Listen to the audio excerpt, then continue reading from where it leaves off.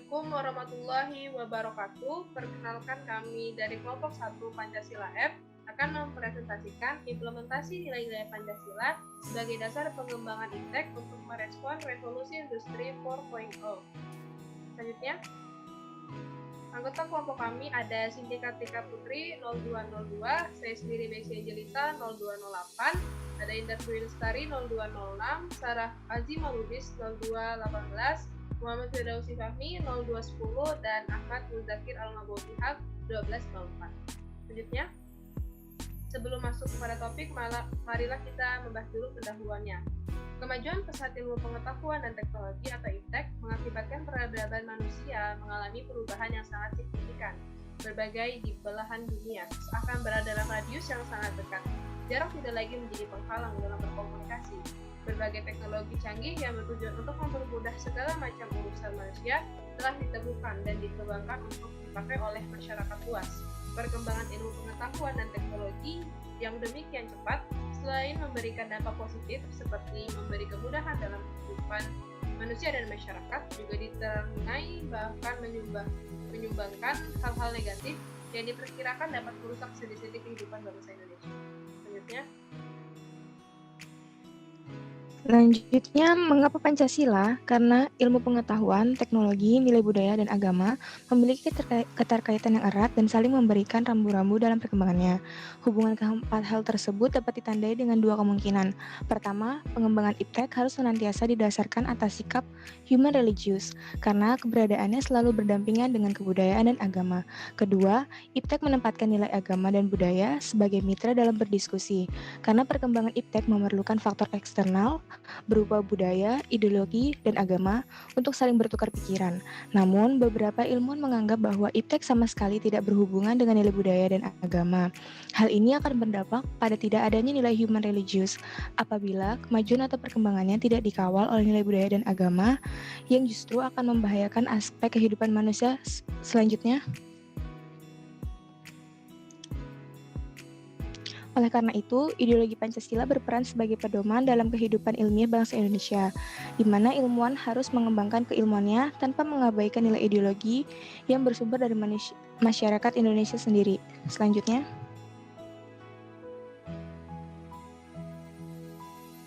baik, selanjutnya adalah substansi nilai-nilai Pancasila dalam pengembangan IPTEK. Pada sila pertama, pengimplementasikan ilmu pengetahuan menciptakan, mempertimbangkan antara rasional dengan irasional, antara akal, rasa, dan kehendak. Pada sila kedua, memberikan dasar-dasar moralitas bahwa manusia dalam mengembangkan IPTEK haruslah secara beradab. IPTEK adalah bagian dari budaya manusia yang beradab dan bermoral. Pada sila ketiga, memberikan kesadaran kepada bangsa Indonesia bahwa rasa nasionalisme bangsa akibat dari sumbangan IPTEK. Dengan IPTEK, persatuan dan kesatuan bangsa dapat terwujud. Pada sila keempat, mendasari mengembangkan IPTEK secara demokratis. Hal ini berarti bahwa setiap ilmuwan haruslah memiliki kebebasan untuk mengembangkan IPTEK. Selain itu, ilmuwan juga harus memiliki sikap yang terbuka, artinya terbuka untuk dikritik dan dikaji ulang maupun dibandingkan dengan penemuan teori lainnya.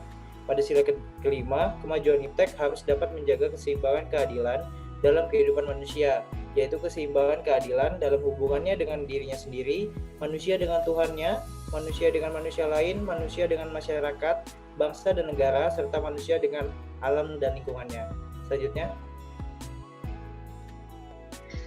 Selanjutnya yaitu revolusi industri 4.0, di mana pada revolusi ini ada faktor peningkatan digitalisasi manufaktur di era tersebut, dan di mana pertama, peningkatan volume data, kekuatan komputasi dan konektivitas. Yang kedua, munculnya analisis kemampuan dan kecerdasan bisnis. Yang ketiga, terjadinya bentuk interaksi baru antara manusia dengan mesin, dan adanya perbaikan industri transfer digital ke dunia fisik, yang dimana seperti robotika dan 3D printing.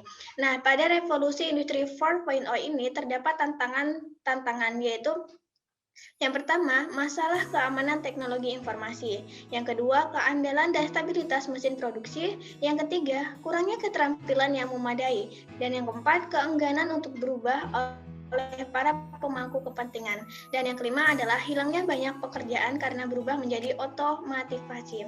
Nah, di mana pada tantangan tersebut kita harus memiliki keterampilan, yaitu keterampilan yang dibutuhkan di era 4.0 ini adalah keterampilan pada literasi digital, yang dimana kemampuan untuk menganalisis dan membaca dan menggunakan informasi di dunia digital. Yang kedua, keterampilan pada literasi teknologi, yaitu memahami tata cara kerja mesin aplikasi teknologi. Lalu yang ketiga, keterampilan pada literasi manusia, yaitu dengan kemampuan seseorang dalam lingkup humanitis dan komunikasi. Selanjutnya, pada ketiga aspek tersebut itu tuh dinamakan perubahan, yang dimana perubahan adalah proses beralihnya suatu keadaan dari yang sebelumnya hingga sekarang. Nah, bentuk perubahan yang paling nyata saat ini adalah globalisasi. Nah, ada juga salah satu tantangan selain di atas tersebut adalah tentang ilmu pengetahuan yang mutakhir, di mana pengembangan ilmu pengetahuan termutakhir ini haruslah berpegang pada prinsip nilai-nilai yang berlaku pada masyarakat luas agar kedepannya tidak membawa dampak negatif bagi masyarakat. Selanjutnya, memunculkan Pancasila sebagai dasar mengembangkan iptek dalam revolusi industri 4.0.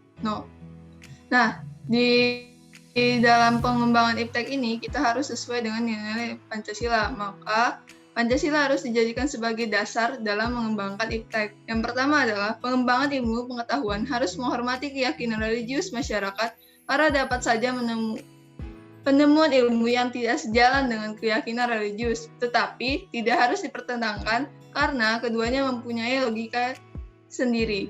Yang kedua adalah ilmu pengetahuan ditujukan bagi pengembangan kemanusiaan dan dituntun oleh nilai-nilai etis yang mendasarkan kemanusiaan. Yang ketiga, membangun penguasaan iptek melalui sistem pendidikan merupakan sarana memperkokoh kesatuan dan membangun identitas nasional. Selanjutnya,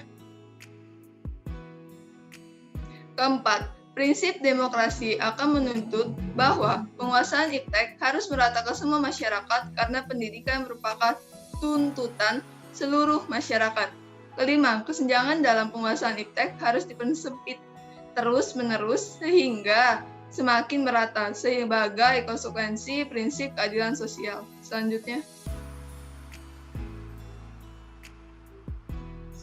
yaitu kesimpulan. Pada akhirnya sangatlah krusial menghadirkan peran Pancasila sebagai rambu-rambu normatif bagi pengembangan ilmu pengetahuan di Indonesia pada era revolusi industri 4.0. Pengembangan ilmu dan teknologi di Indonesia harus berakar pada budaya bangsa Indonesia itu sendiri dan melibatkan partisipasi masyarakat luas. Kelima sila Pancasila merupakan pedoman yang berisikan nilai-nilai fundamental bangsa dalam penyelenggaraan kehidupan bangsa dalam segala aspek, yang salah satunya adalah pengembangan ilmu pengetahuan dan teknologi. Hanyalah sia-sia ketika ilmu dan teknologi dikembangkan tanpa melirik norma-norma yang ada, karena justru kerusakan dalam kehidupan bangsalah yang akan terjadi. Ini sudah dipaparkan dari pendahuluan hingga sampai pada kesimpulan. Sekian dari kelompok 1, kurang dan lebihnya kami mohon maaf. Terima kasih. Wassalamualaikum warahmatullahi wabarakatuh.